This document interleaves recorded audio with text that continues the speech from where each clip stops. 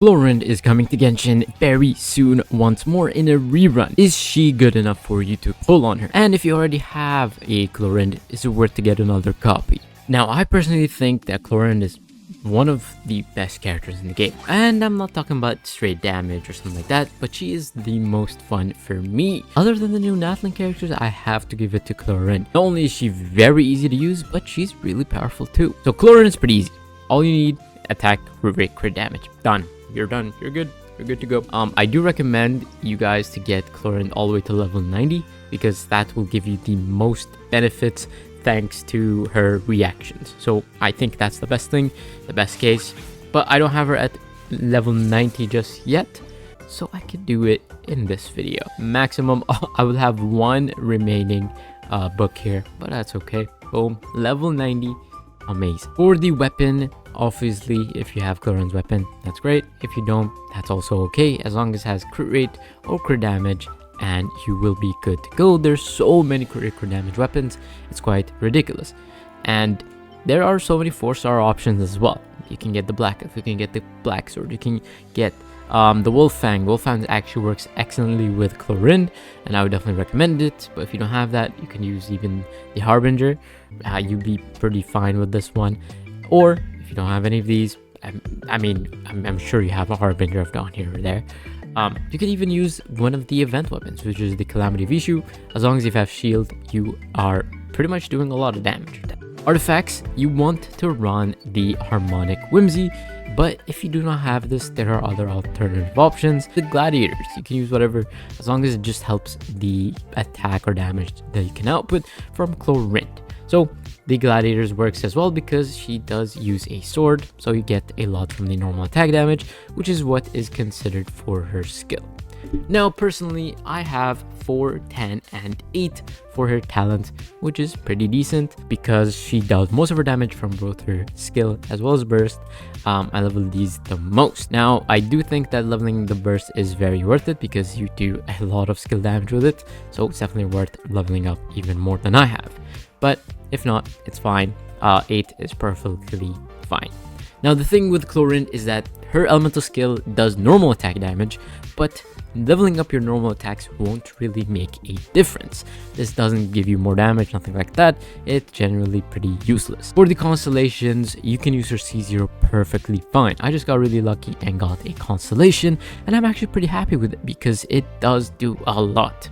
Obviously, C2 is a better Constellation, but C1 also does a lot for your Clorinde, but it's perfectly fine if you have a C0 Clorinde. I'll link a video on the top right of the screen right now if you guys want to see a comparison between a C0 and a C1 Clorinde. Now, Clorinde's favorite support character is definitely going to be Bennett, just because you get straight attack damage. I mean, you just get just way more attack, base attack, and that increases your Clorinde's damage by a lot. And the nice thing about Clorinde is that because she's Electro, she has a lot of teams. My personal favorite team is the one with Overload because it's just the most fun for me. I love this Overload team, but you could obviously do some more stuff with this. You can add, instead of Fischl, you can have a shield character like Zhongli, which I would generally recommend.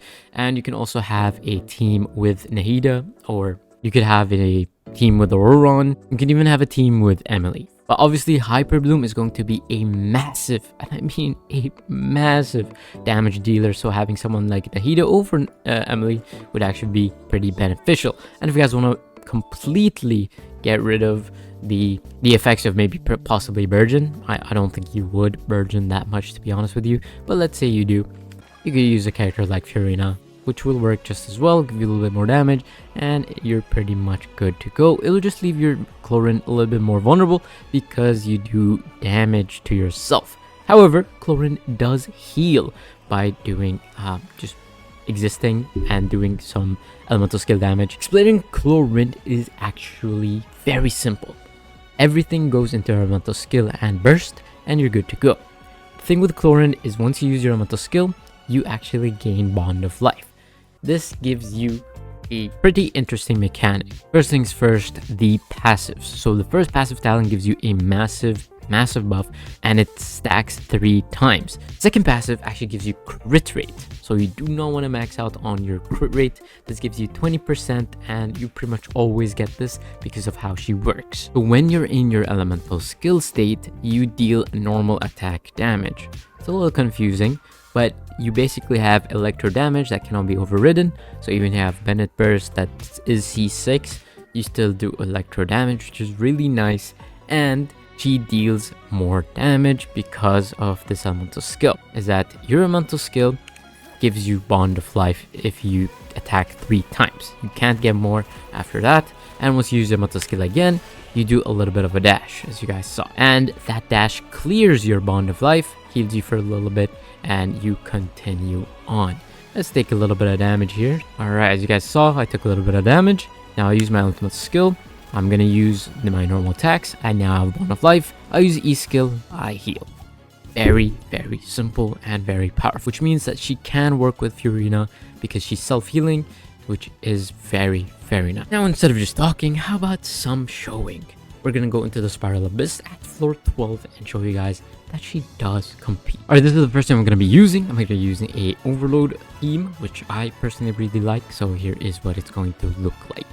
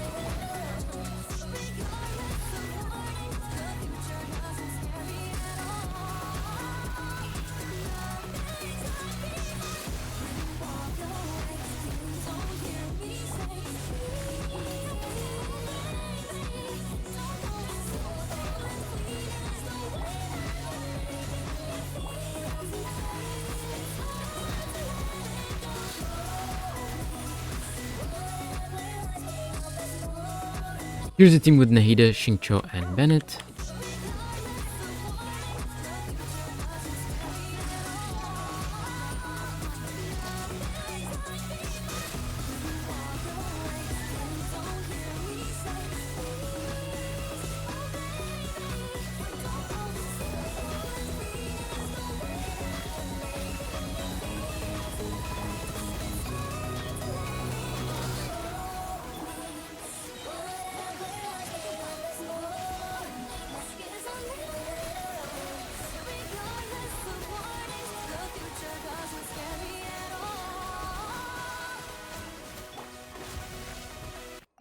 Fiorina.